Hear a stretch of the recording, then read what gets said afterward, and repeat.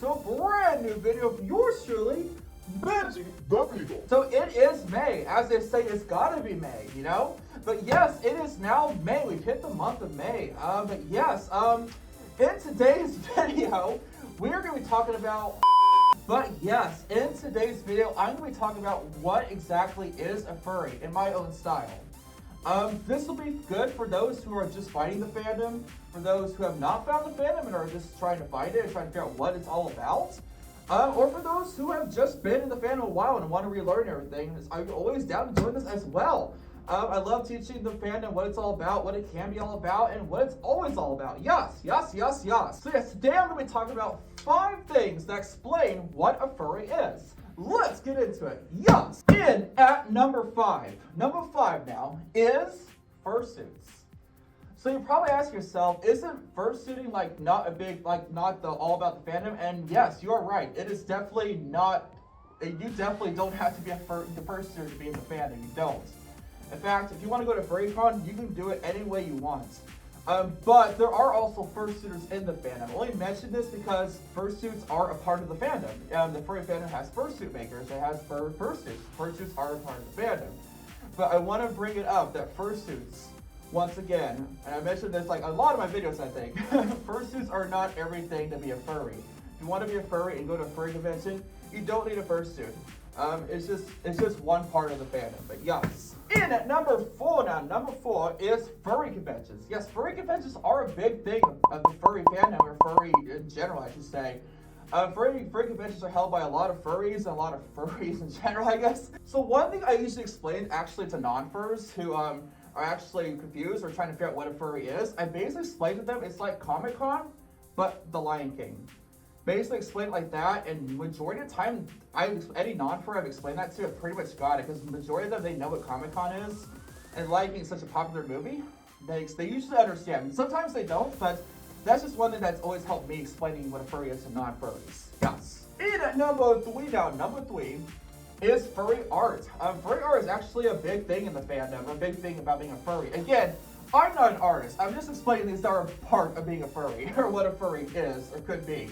I'm not an artist. I can't do art to save my life, but there are a lot of furry artists, a lot of things in the furry, or in the furry fandom, that are furry artists. There's a lot of amazing furry artists out there. That's why I always love recognition a lot of underrated furry artists out there. Yes. In at number 2 now, number 2 is Fursona.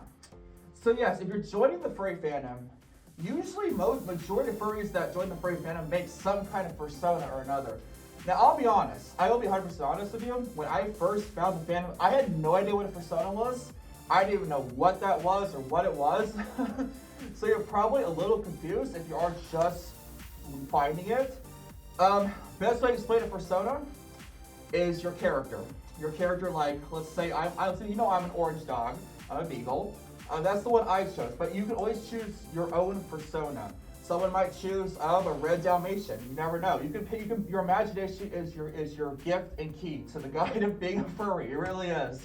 I mean, some people might be an otter with a snake, like an otter snake. I don't know if that's a thing, but you could. And in at number 1 now, number 1, and this is basically what the definition of a furry is in general, and that is a fan of anthropomorphic animals. So for those who don't know what anthropomorphic animals are, that's basically like animals who talk in TV shows and movies or video games.